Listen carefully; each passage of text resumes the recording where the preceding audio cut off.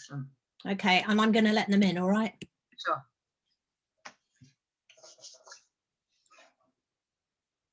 Eek, eek, eek, eek, eek.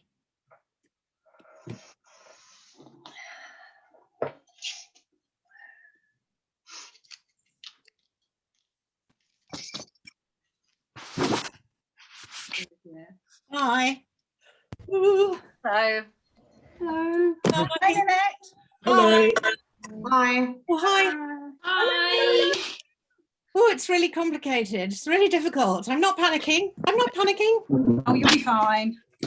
Hi. How do I Hi see? everyone. Buonasera.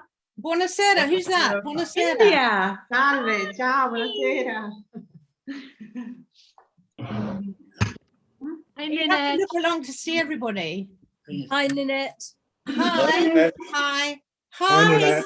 Hi. I'm just saying hi. It's impossible to see everybody at the same Hi, time. Mum. Hi, Alex. Hi.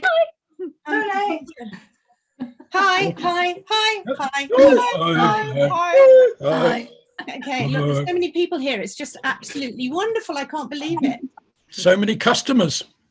Yeah. Do we have our, oh, here we go. Look, I've admitted. Why has she not come in? Admit. I think we've got 59 in at the moment, Annette. Yeah, there's some coming in now. There's more coming through. There must have been a bit of a log then, a log jam. 3 pages. I think so.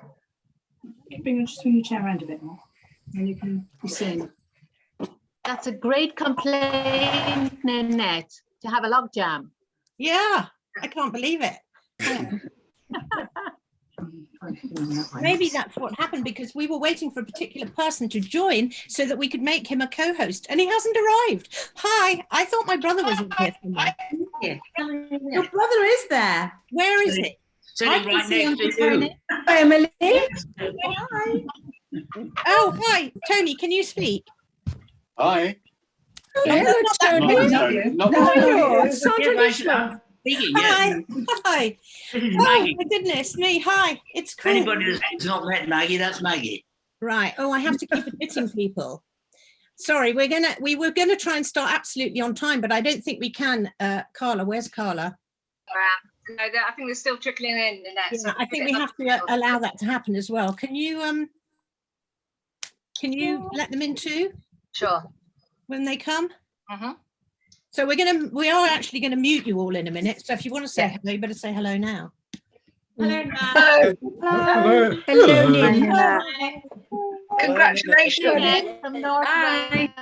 Thank you. We have How are people you? here. We have, Hello, thank you, Donia. Becky. Hi, Ninette. We have people here from Canada and from New Zealand and from Oman and Spain and Italy. It's amazing. And good old Dorset, of course. Oh, very Great part. international. Oh, here comes Brunella from Italy. One person in the waiting room. In the house. This is, I guess we just have to keep letting everybody in, Carla, for the time being. Oh, it's very exciting, isn't it? Seeing my family and friends. Yes. And there are I people like that I that. haven't met. Oh, hi. Oh, this is very exciting. I think we're going to have to give it a few minutes, Carla, because I agree. They're still coming in. Numbers are still rising. Yes. yeah, the numbers are rising. 200. Helen, 200.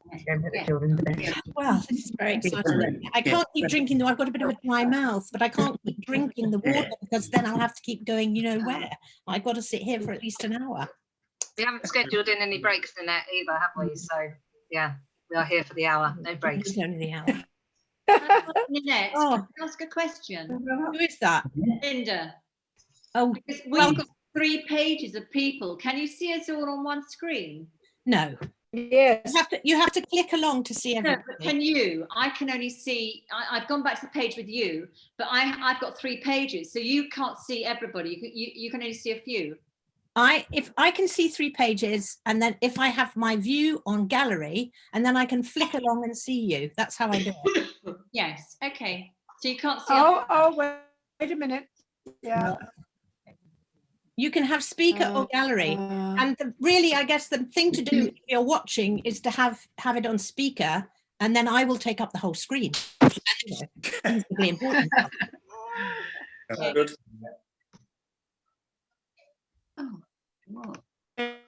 Content more. Sandra, put yourself on mute. We don't need to know. I like your poster name. 25 per screen you should get. So we would have 4 screens if everybody came, but I don't think everybody will come, actually. Okay, do we still have any more to let in, or do you think we should make a start here, Carla? I think let's make a start. We're on 63 participants at the moment. Yes, we have over 80. I'll keep an eye on the waiting room, and Will I'll you? let people in as and when. Yeah. Really? Oh, yes. Did you all click the thing to say it was okay for the recording? Yes. Oh, good. I don't know. I didn't see anything. Well, you probably did. You probably did. Well, we're recording it for. Excuse I me. think it's fine in that. I don't think they would have got through unless they had clicked to Okay. consent. So Yeah, I think you had. okay, brilliant. Hi, Penny. Okay, thanks all for coming this evening. It's lovely to see you all. As you know, we're here to celebrate the launch of Nanette's memoir, Dear Tosh. I must say it's absolutely beautifully written. I read it in one go, and I think it's testament to power of the writing. That it's the type of book that can make you laugh and cry within a page or two, and I think that is because it is so beautifully written. If you don't mind just keeping yourselves on mute, just to minimise background noise. The chat function is open, so if you do have any comments or questions, please put them in there, and we'll come to them later in the session. I'm a friend of Nanette's. We met because we both did the creative writing masters at Exeter University. I think it's our shared love. Oh, hold on a minute. Hold on a minute. You muted me. It's all right. I muted myself. It's all right. I'll keep on muting myself if you mute me. So we met at the Exeter University doing the masters together in creative writing. And I think that's why we've become good friends. We share this love of writing and reading, and it was a real honour to be asked to be involved with this tonight. So really lovely to be here. I'm going to pass over to you now, Nanette. Okay. Well, thank you very much. Oh, look, here's our man. You want to let him in, Carla? Yeah. Okay. I'm just. Can I then make him? I'll do it. Co-host. So anyway, we'll work that out in a minute. All right. I just want to say thank you very much for everybody for coming tonight. All my friends and most of my family, apart from Matthew, who lives in Thailand, and it's the middle of the night for him, so we understand that, except I actually do know that he would get up in the middle of the night to watch England play rugby. But obviously, Mother launching the book is not really that important. So never mind. We'll see him at another point. Anyway, this is not about that. This is about Dear Tosh. This is my lovely book. I'm very proud of it. Those are the bits I'm going to read later. It's just over 50,000 words long. I've self-published it, and I'm really pleased with the production. The very special thing really as well is that it's a tribute to Tosh, and this year it was the 10th anniversary of his death in January, and that was really the reason I did it. And the cover picture was taken by his brother, Will Hartley, who is in fact a photographer, but it was taken quite a while ago. It was taken at Christmas 2010. And this is Tosh running down the platform here at Montpellier Station, Bristol. And Joe and Wills were with him that Christmas. They spent Christmas together. And what's happened, he's just done some graffiti up here on a bit of concrete there, and he's running down the platform to meet the boys. And it's a beautiful cover. It's absolutely brilliant. It works perfectly. And of course, it was actually the last time that Joe and Will saw Tosh alive. So there's so much in this cover. It means such a lot. what else would you like me to do about the cover? Let me just see. We'll have to let 2 people in. Boom, boom. Sorry about this. These latecomers. If you're able just to make Tony co-host, Ninette, that'd be Where is he? Or will okay. he be down the bottom because he came in last? Tony, where are you? You'll have to. I am here, Nanette. Sorry, my link wasn't working, but I've got in. So I can't find you. but I've only just arrived, so maybe down the bottom. It's at the top on mine. Oh, yeah, there you are. Great. Okay. I'll shut up now. Thank you. Okay, so it's the photo. I mean, I was lucky enough to read some of the extracts, some parts of the memoir when you were writing it, and I think reading that and then seeing the photo that you'd chosen to go on the front cover, I can see why you made that decision, because it's absolutely beautiful. I think you're going to read to us as well, Ninette, from the very beginning now of the memoir. Yes, well, it's not the very beginning because Mary, can you? I have to mute you. All these latecomers. If they come in late, Tony, you have to mute them if you can. Because otherwise what happens is when you speak or make a move, you then take over the screen. Will you do for me? Right. Okay. I'm going to read. There's a prologue, which I'm not going to read tonight. And there's a little poem from Tosh at the very beginning, which I am going to read. It'll only take 2 seconds, but I think it's absolutely lovely. And it's in the front of the book. And I love it so much. It says, "My mummy, she is a sunny morning everywhere. She is a lovely lamb dinner on a big plate. She is a beautiful, colourful flowered dress. She is a big, soft bed, my mummy." And Thomas wrote that when he was about 7 in June 1991. So the chapter 1 starts on the 20th of November, 2020, which happened to be the anniversary of the last time that I saw him. And I will tell you more about that later. So, dear Tosh, 10 years ago today was the last time we saw each other. Jeff and I are in the south of France, and we're staying in a small town, a half-hour drive from the Mediterranean. After spending 9 years living in Italy, we found the move back to Dorset suited us, but we've missed the warmer winters of the southern Europe. So a spur of the moment decision brought us here, where we've rented a house for 6 months. This morning, we went out for a walk with JPEG around the local vineyards.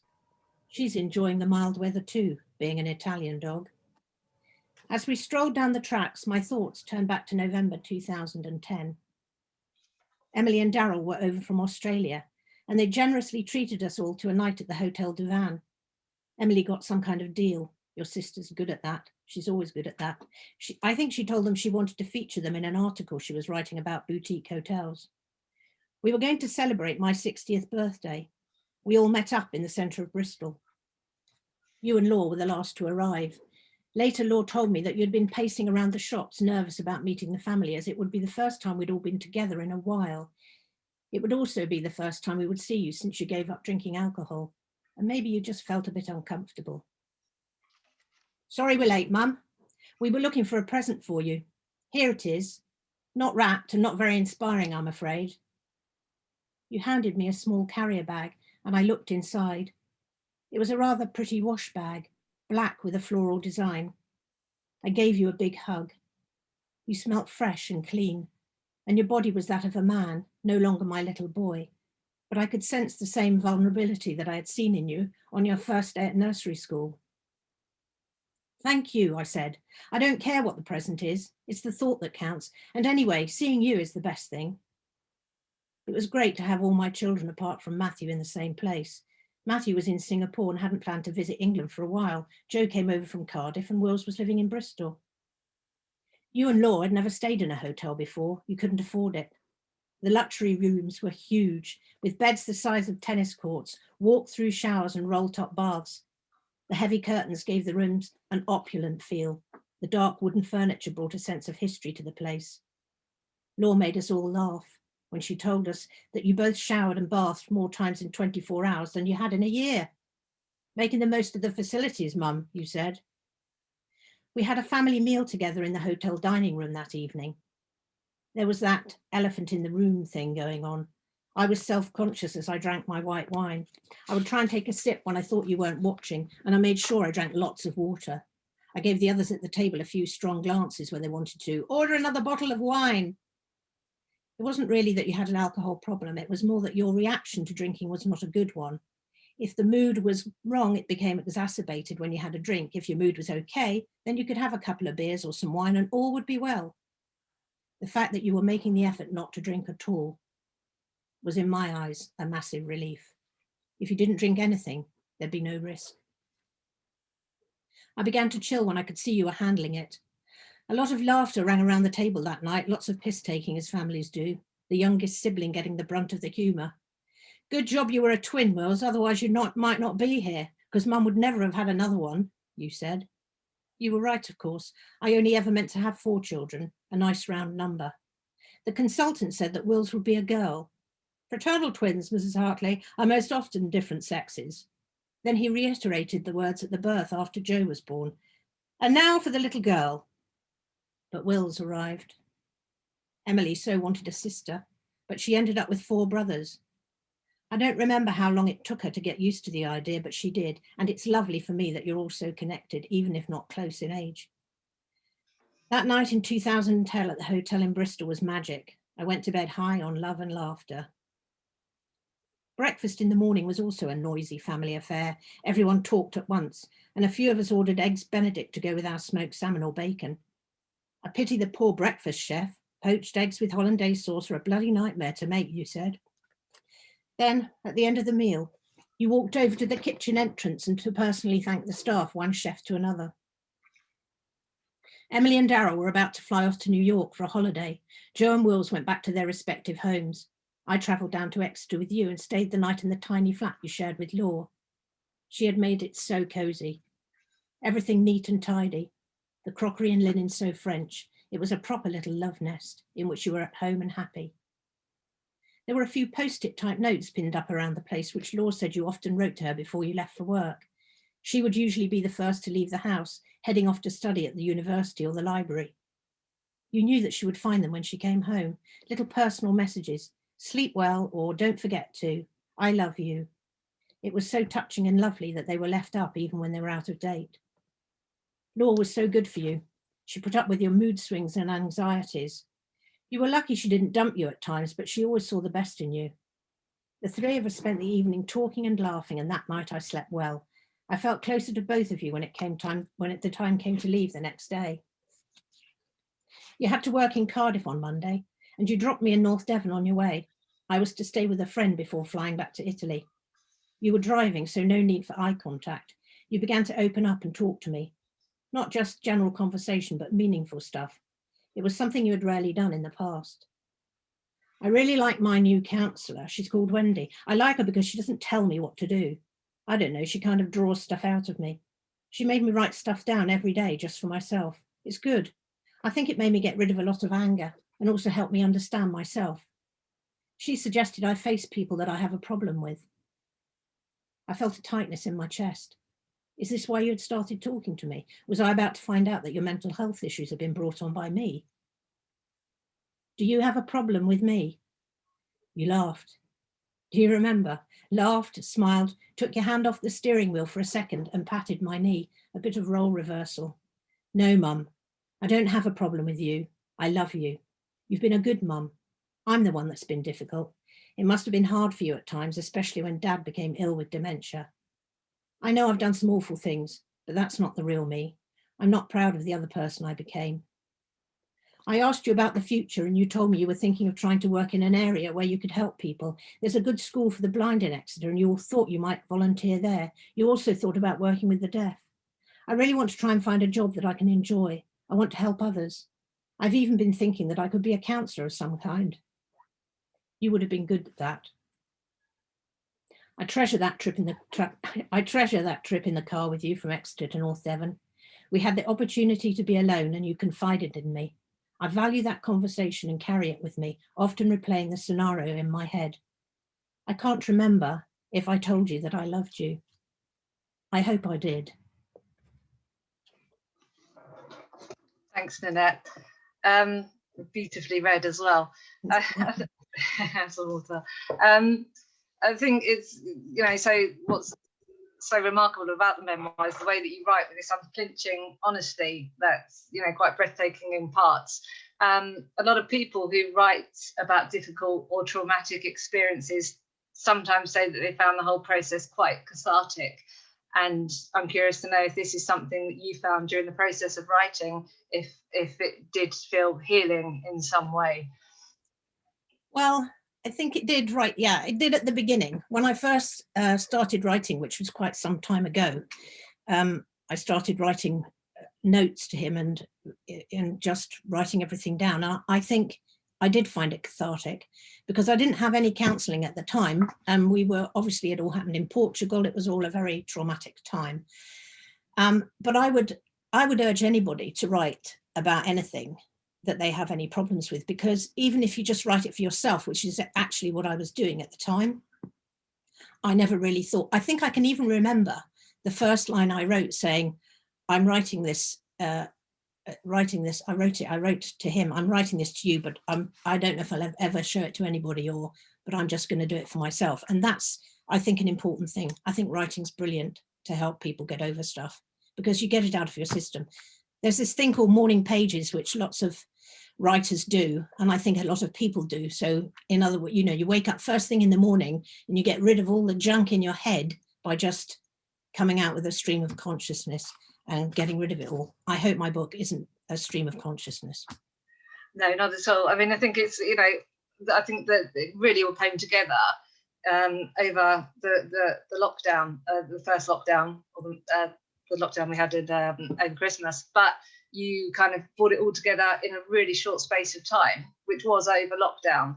And I'm wondering how that affected the writing experience, because obviously not being able to do the things that you might normally would have given you much more time to kind of write and engage in the project. So how do you think it affected the writing? It was the lockdown that we had over Christmas starting last October. And Jeff and I we decided to go to France, and we were going to go for a few months, hoping the family would visit because it was my 70th birthday. Oh, I hear all of you say you can't possibly be 70. Don't look at that. I am. So we had a house there, and then we'd only been there 10 days, and that was it, lockdown. And I had started writing the letters a while ago, or the letter a while ago. But when I got to France, I couldn't do anything. And I actually found it, probably there wasn't quite so much distraction because I was there. We didn't have so much Netflix or anything. We had a bit, but I was able to just sit in a room there, which was like a study. And it all came together. For some reason, I was able to concentrate. I'm sure that's what it was. And the whole structure developed from there. And as you know, I wrote 27 letters for 27 years of his life. Yeah, and it just flows really, really well. Something else you include, and we'll talk about the letters later, you include poems. There are 6 poems, which I think are absolutely superb. They're really heartfelt and deep and profound, and they're beautiful to read. But what was behind that decision to include the poetry in the book? Well, I love poetry. I think it's a really good way you can say a lot with a few lines in poetry. You don't have to write pages. You can say quite a lot in just a few lines of poetry, and I do love it. And at first I thought, I'll write a lot of poems. You know, I'll write lots of poems, Tosh, and I will have a little pamphlet to go with the book. And then I thought, well, I haven't really got that many, and I made the decision to put them in the book, but I didn't put them in the letters. I've put them, each poem that is in there is relevant to the chapter that's following. And I think it's okay, because if you don't really like poetry, there's not that much of it. And if you don't really like it, you can just turn the page. You don't have to read it. I would definitely recommend that people do, because I think they are, you know, absolutely brilliant. And I'm really pleased you included them. You're going to read one for us now, aren't you? I am, yes. I'm going to read a poem about his knives. Tosh, he was training to be a chef. But first of all, he was just basically doing the washing up and being a plongeur and looking after everybody. And then he was encouraged to train to be a chef, but I don't think he really liked the actual chefing thing, you know, going into the kitchen. I do write about that in the book. He liked preparing stuff and catering more than chefing. But anyway, because he was training, he had to have some knives. And I wanted to have them afterwards. Law had them, and I sort of said I'd really like to have them, and so I have, and they're in a bag like this, you see, and somewhere, I don't know if you can see it. Oh, it's not there. Must be underneath. Maybe you don't need to see it, but anyway, it's got his name on there. And so I have these knives, and I use them. Actually, I use them, but I don't think I use them for the right things, because I don't have Tosh here to tell me what I should be using each one for. But you know, we used one of them to cut Emily's wedding cake, which was actually a cheesecake. So I'm sure we used the right knife for that. We used the biggest one we could find. Anyway, it's I have it, and like a lot of things, when people pass, you have their belongings, and it always makes you think of them when you're holding them, or when you touch them, or when you smell them, if you like. And this is the poem I wrote. It's called Your Chef's Knives. The bag smells, not of you, but of musty food. The knives are sleeping, bound by narrow straps, last tied by you. Your name drawn by you on the outside of the canvas in blue indelible ink, a tag of sorts. As I cut the carrots, I count 10 slices, are 11 pieces, 11 slices for 12, you and even numbers. The day they were delivered, you cut your finger, deep. It was the paring knife. You couldn't help playing. First day as a chef, wearing a bandage. Our laughter carved channels in our cheeks. You should have waited. The bag is dirty. The knives are not sharp. My hand on the handle touches you. Thanks, Nanette. There's been feedback coming in already from people that have read, and I know someone said, even though I never knew him, it feels like you've brought him to life for all of us to meet. And I think that's something that you do so well throughout the memoir. We kind of get to see Tosh from a dribbly baby, as you say, to a kind of roller skating crocodile in a school play, to a teenager hanging out with his friends and really into his music. And we get a real sense of this wonderfully creative, sensitive man. And you know, I think this is what you've been able to convey so well through the memoir, and so effective that people are responding to. We touched briefly before about the fact that you chose to write it in the form of letters, 27 letters, one for each year of his life. What made you decide? What else was behind that decision, rather than just writing it in prose? Well, I did say to you that I first started writing it in 2011, not long after I'd lost Tosh. And what happened was I had an audiobook to listen to by Dawn French. I thought she might be here. Oh, maybe she didn't get my invitation. Oh, never mind. Anyway, I listened to the audiobook, and it's called Dear Fatty, and it's her memoir, and it's written as letters to all the, you know, friends and family. And I just thought that would be a really good idea. And although I'd started writing it all that time ago, it was just one long letter. And I thought, well, that's, you know, when I then decided I was going to try and get it into a book and get it into some kind of shape, I thought, I don't want it to be one long letter. I'm going to make it a few letters. So that's how I decided to do it. And then I think it might have been Jeff's the idea. That's, you know, AKA the man who's always helping with stuff. And I always said, well, I'm going to write it in more than one letter. I'm going to make a few letters. And then he said, why don't you make it 27? And it seemed a really good idea. I'd like to take the credit for that, but I think he did actually give me the idea. So I did do the 27 letters. And when I pulled them all together, I was writing them from November to 1st of February. So I could get 27 days. And it was all over the time of the anniversary of his death.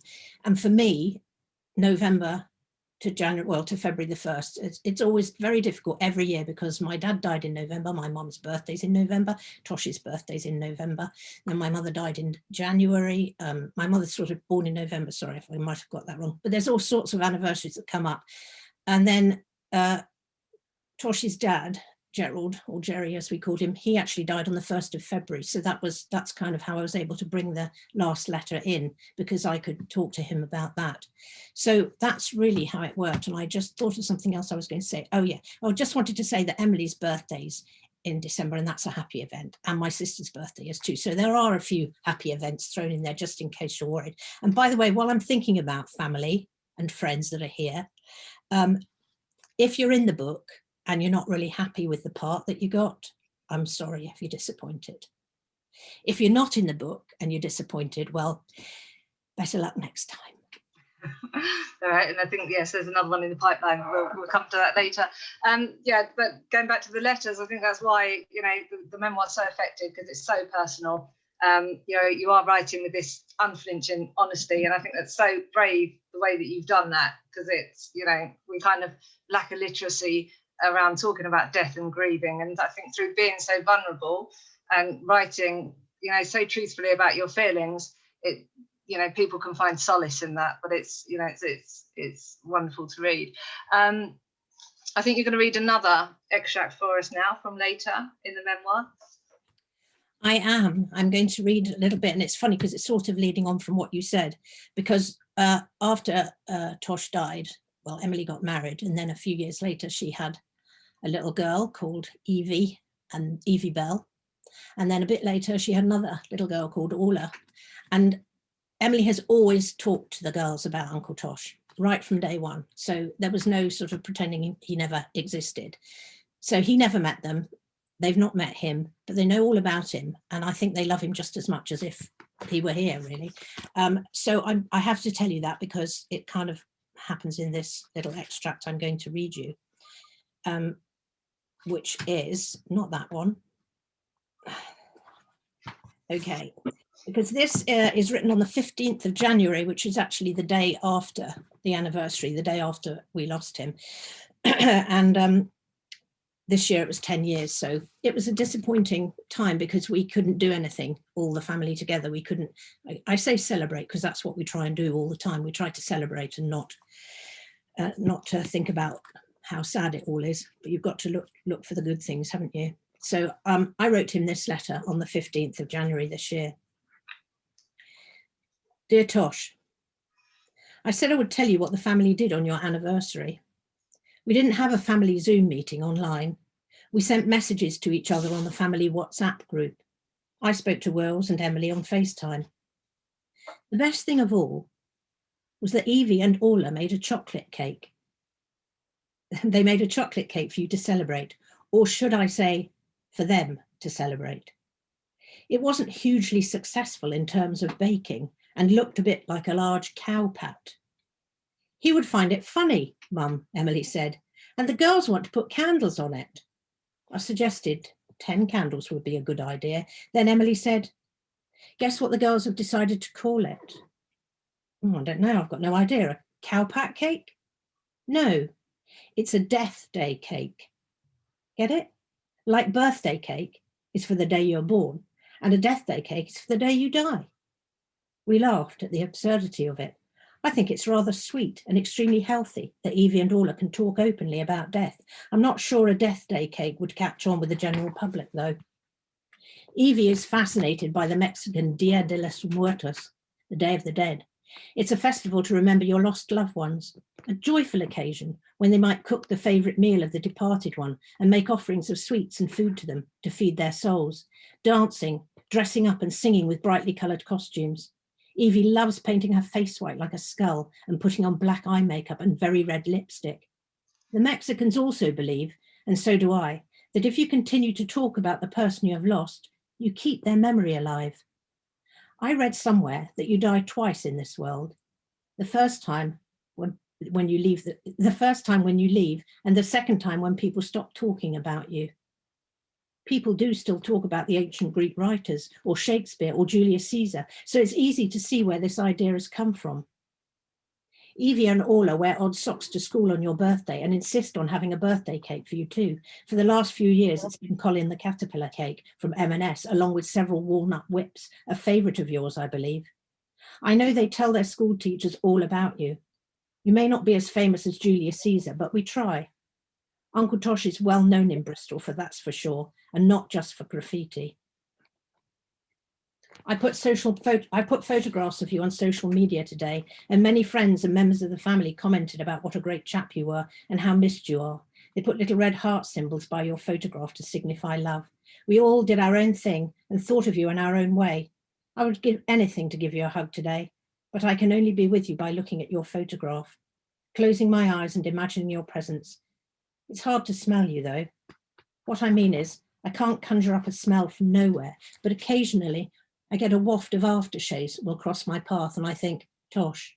It's quite likely that a whiff of cannabis or patchouli would catch my attention these days. I've learnt to identify it in my old age. The smell of spray paint definitely makes me think of you. Sorry, I thought I'd lost myself for a minute. Back in Portugal in 2011, we didn't know what to do with ourselves over that first weekend. Matt and Emily arrived from Singapore and Sydney on Saturday, but too late to see you in the intensive care unit. Laura's parents had joined us. They'd arrived from France at some point. I'd forgotten that Laura's mother was Portuguese and her cousin and his wife lived in Porto.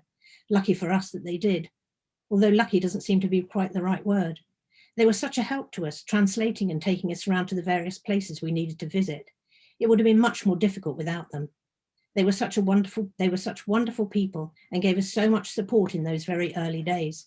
Did you ever meet them? I must ask Laura. None of us could speak a word of Portuguese. I thought it was meant to be like Spanish, but no, nothing like it. I'll tell you something now that will make you laugh. When Jeff and I got on the plane from Bologna to Porto, they made an announcement from the flight deck, and I said to Jeff, "Why are they speaking Polish?" He replied, "I don't know. Maybe lots of Poles travel from Bologna to Porto." Anyway, this was of course a ridiculous thing to say, but at the time I just agreed. Portuguese is the most extraordinary language. It looks like Spanish when it's written, but sounds more Slavic when spoken. I won't be trying to learn it. I'll have enough to do keeping up with the French at the moment.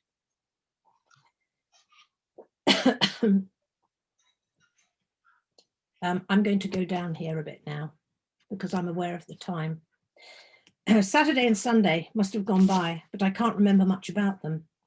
No, I'm sorry, I'm not going to start there. I'm going to start here. This is a bit of a muddle here, isn't it? Sorry, folks. It's just that I don't want to kind of keep going on and on for you. Last year, I went to Paris with Emily for a trade fair to do with interior design, which, as you know, is her business. We went to London to St Pancras to travel on the Eurostar. I felt a massive lump in my chest as we walked around the station and found the platform. I could honestly see you there, backpack and hoodie, earphones in, etc. The same vision I could see of you at the airport that time. It was an overwhelming emotion that made me want to touch the handrails on the steps, trace my hand around the back of the restaurant seat, cast my eyes over the departure board, thinking there was a slim possibility that your handprints might well be there, however faded they might be. I knew without doubt that you had visited this station many times, travelling to France with Laure or on your way to join her. It broke my heart. Talking of that image of you in your backpack, I cannot tell you how many times after the accident I literally thought I saw you in the distance, disappearing around a corner, running for a bus. I knew it could never be you, but just some young man about your age who wore the same uniform, but for a nanosecond I was taken in. Stupid, really, but I've read that it's common for people to think they see their loved ones after they've died, walking down the street, on a corner, in a shop. It must be auto-suggestion. You're so desperate to make some kind of contact to reach out for the possibility that it never happened and that the person is still alive. Once, Emily and I went to a restaurant where you could see through to the kitchen from the eating area. There was a young chef grilling a piece of steak. He was wearing an apron and a white hat. Emily and I looked at each other. "I know what you're thinking, Mum," she said. We shared a moment of loss together. So many things in our ordinary, everyday lives remind us of you. You'll never be forgotten. All my love, Mum. Kiss, kiss. Sorry, how not to do a reading. Nanette, I think your reading is excellent, and that, you know, I could listen for so much longer, and I'll be able to as well, because you've recorded it, haven't you, as an audiobook? Well, I have recorded it as an audiobook, yes, but I don't know. I think it's been quite a long time before it's actually ready. It's no easy thing. I don't know if anybody else here has recorded an audiobook, but it's, well, you know, especially doing it here. And then we had the roofers came, you've got everything, the noises and everything interrupts it. And also whenever you read anything, it's the same as writing something. When you've done it, or rather when you record it, when you finished it, you think, I could do that better. I really could do that much better. So at some point you have to say, forget it.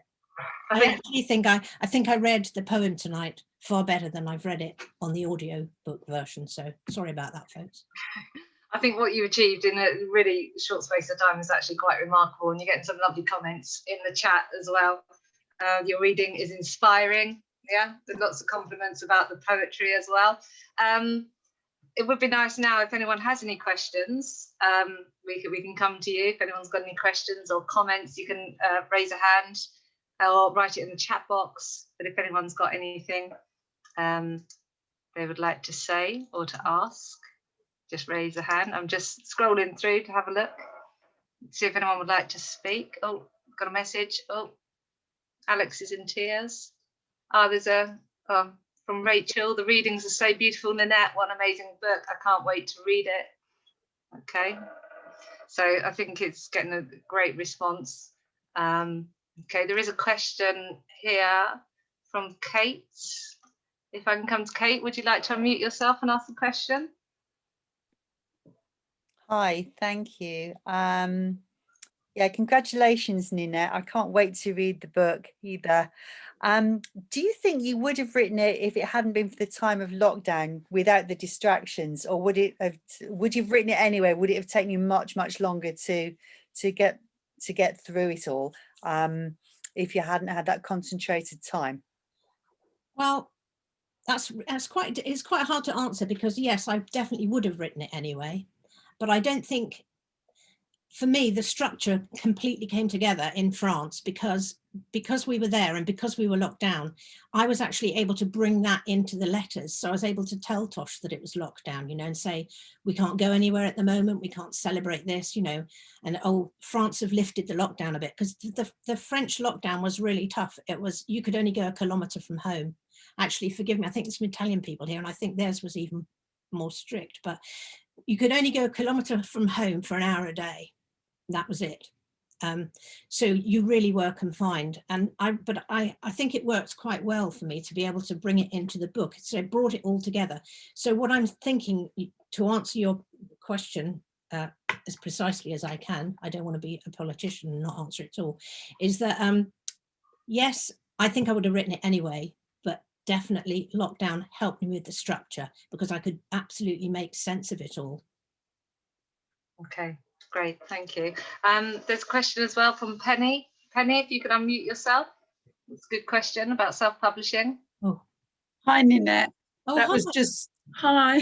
It was just so lovely, particularly hearing you read it. I'm also looking forward to reading it, but that's going to be a different experience. Lovely to hear it, directly from you. But I just really wanted to ask about when you were self-publishing. How happy were you with the process of self-publishing, and is it all on you now to kind of promote it, do bookstore things, readings, and throw yourself into that process? Well, the reason I did the self-publishing anyway was because I wanted to get this book out because of the 10th anniversary, and because it was a tribute to Tosh. I wanted it out this year, and I wanted it out before June, and I knew that if I went the traditional route, finding an agent, finding a publisher, editing, all the rest of it, it was going to probably take 18 months minimum. That's what people are up against, when they write a book, unless they're already written loads of books and everybody wants their next one. So I had to do the self-publishing route, but believe me, it's been an absolute massive learning curve. I've learned so much. I didn't really know anything before I started. The only thing I will say is that I think even if you get a publishing deal today, you're still expected to do a lot of the promotion. So you still have to promote everything through Twitter and Facebook. And really, I'm finding it exhausting. I can't keep up with it. I mean, my kids have all helped me with it. Oh, Mum, you don't do it like that. I was doing something on Instagram and I did the old, new post. And my daughter Emily said, Mum, you haven't done it right. You have to do this and this. And then they click on it and then they go and see, oh, right, okay. And so it's very hard, that constantly. I think it's probably better to set things up. But the other thing about self-publishing is, yes, it is all you. Everything is down to you. Whatever you're doing, you have to be careful. And it isn't easy. It's not easy. I will do it again. I don't think I would, because now I know what I'm doing. So forgive me for any minor errors that you see in the book, because one thing I discovered which I'm sure a couple of people here know already, but when you send your manuscript to the typesetter, they put it through a program to get it into to get it set up to go to the printer. And sometimes that program picks up things that it shouldn't be picking up in the background, like formatting and stuff.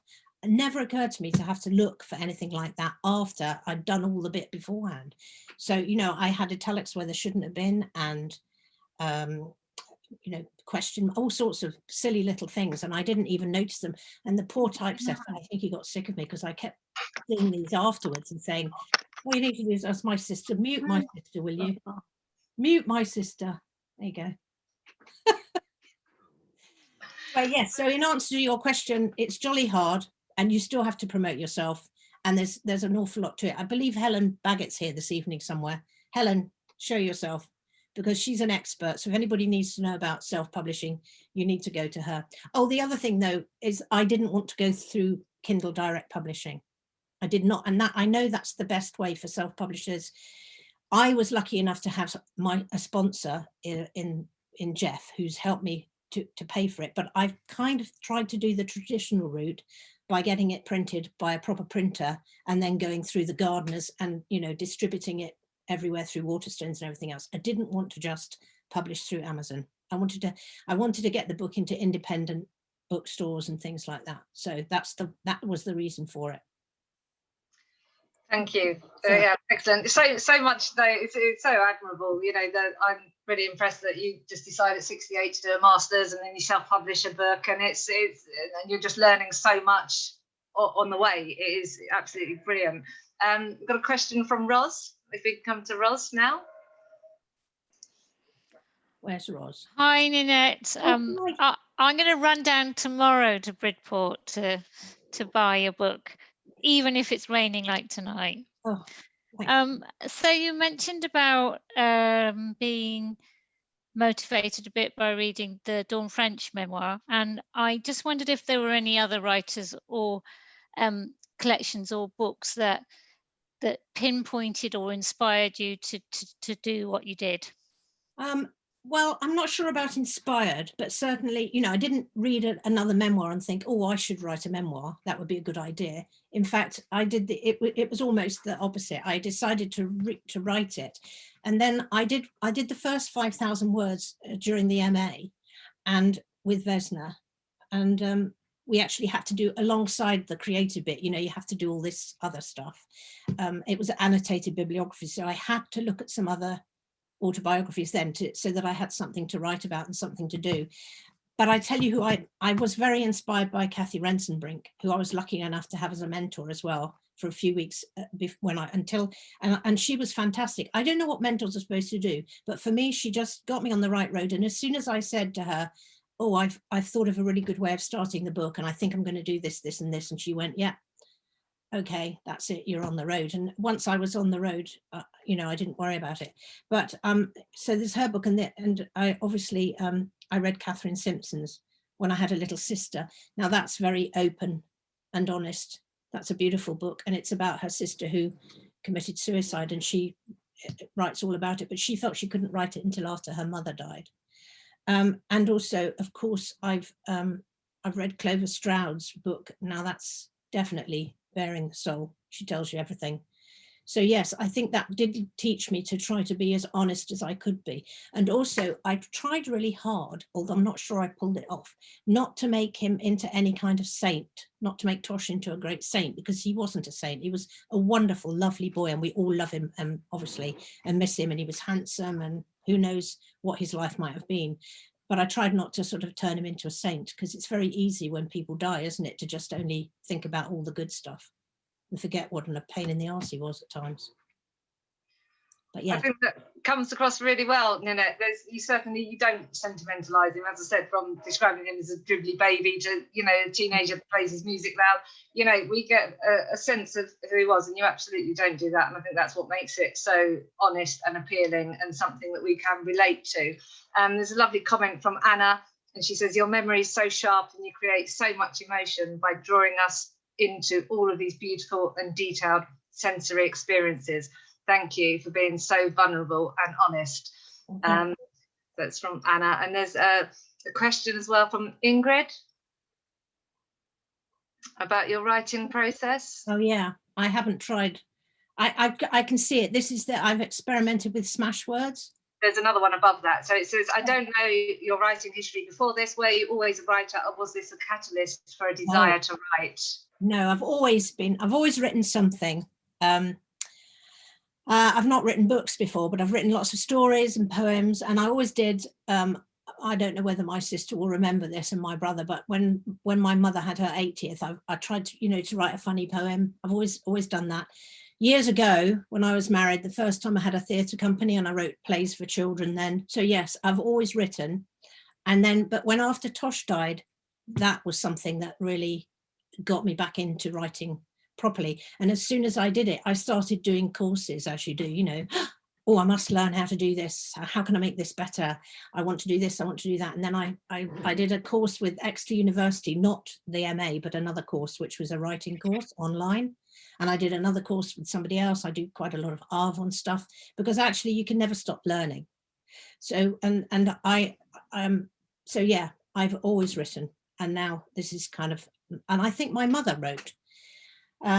wrote stories too. I found some and I don't know what happened to them, which is very disappointing, because I remember reading them. She wrote some short stories that would have been very good in Woman's Own or something. So fun's in the family. Yes, what was I going to say about? I was going to say something else about the family too. I can't remember. Sorry, guys. Maybe something related to how they felt about you writing. Oh yes, that's right. Oh, I was going to say that the children, that's Matthew, Emily, Joe and Wells, all read the book and put me right where I'd said the wrong thing, because I think it was Anne Enright that said, with memoir and writing, when you sit around a table in a family with a family and you have Sunday lunch and you all start talking, people say things like, oh, do you remember when I did such and such and such? And then somebody else will say, that wasn't you, that was me. Everybody remembers things differently. So I kind of sent stuff out to them, and there were a couple of incidents. I think it was Joe that said, Mum, Tosh never did that. I was like, oh, really? Who was that then? You got a couple of kids and you can't remember who did what. I couldn't even remember which twin was which when they were born. I had to keep the labels on for ages. You got it all checked before you, publish a memoir, which is excellent. I think there might be time for one more question.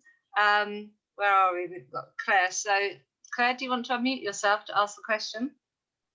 I'll unmute. There you go. Hi, Nanette. I don't think I've seen you since I was a teenager. I still remember Tosh when he was little and the twins in a box, pretending it was a TV.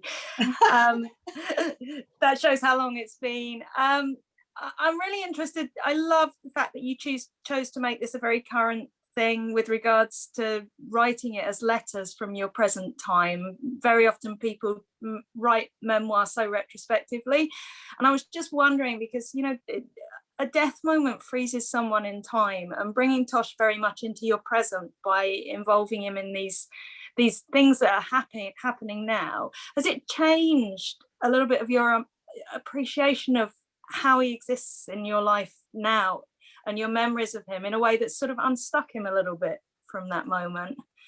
Well, I think that most of the family would agree that Tosh he was 27 and he'll always be 27.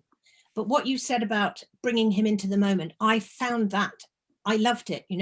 When I was writing to him in France, I honestly felt as though I was spending time with him, and I loved telling him things. So yes, it kind of brought him to life with me. And I found all that wonderful. I loved all that. And it's only in the last couple of weeks now that I'm getting more emotional about it all. I mean, I was able to read to you tonight, but what I find really emotional is when I read something that somebody writes to me about, they've read the book and they say, oh, it was wonderful and I was moved to tears, and Tosh was such a wonderful person. Like this, I know. I can hardly read it. So all that makes me very emotional. But yes, he'll always be 27. I can't imagine what he would be like now. You can't imagine your child X number of years ahead. So he, in my mind, he's 27. But I also feel that he's always with us.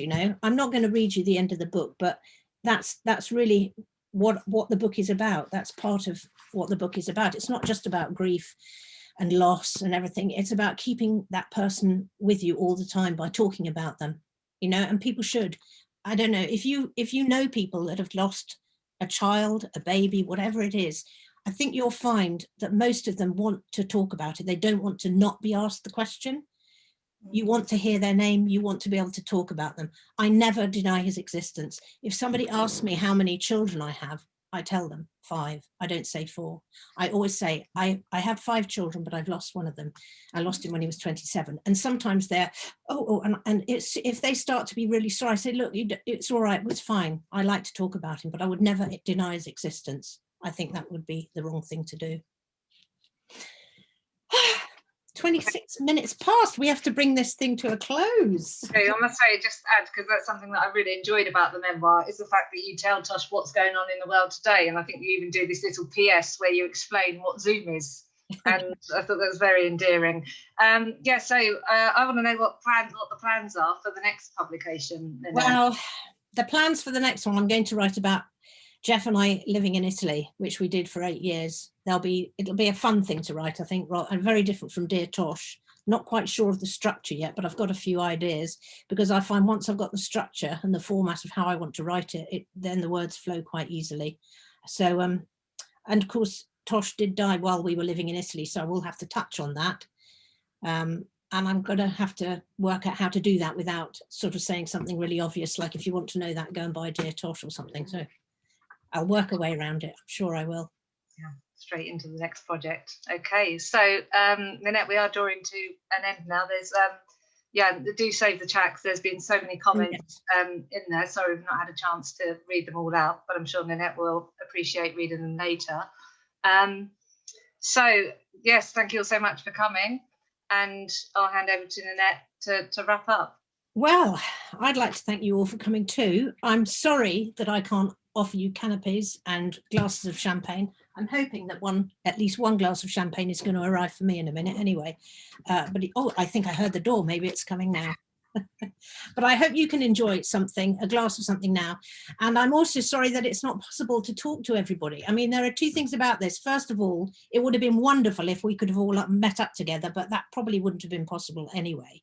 And tonight the weather was so dreadful that even if we had had a venue to go to, I don't think anybody would have come, do you? So here's the man. Oh, here's the man with the glass of champagne. So I'm going to say cheers to everybody, and I'm going to send Dear Tosh out into the world. And I'm very glad. And thank you very much. Cheers. Thank you. Whoa. Well done, Min. Cheers, Well cheers done. everybody. Thank you. Oh, hi, Sandra.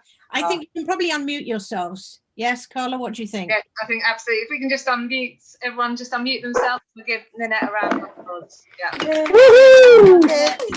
Great job, Nanette. Good luck for the next one. Hi, Eleanor. Hi, everybody. Hi, Emily. You all right? Well done. Well done, Nanette. Thank you. Well done, Nanette. Thank you, Beautiful. Tony. Thank you. Hopefully we're going to see you this year. I wish we could done. walk down the road and meet you now. And in fact, it's going to be very strange now switching you all off, which I'm going to do, because last night we went to one and it. Oh, hi, look. Bye. Hi, Evie. It's all lovely anyway. Oh, it's just wonderful to see everybody. Oh, okay, I'm just going to save all this chat. I'm going to save the chat. I'm going to say cheers. And then Cheers. Bye. Bye, everybody. Bye. Bye.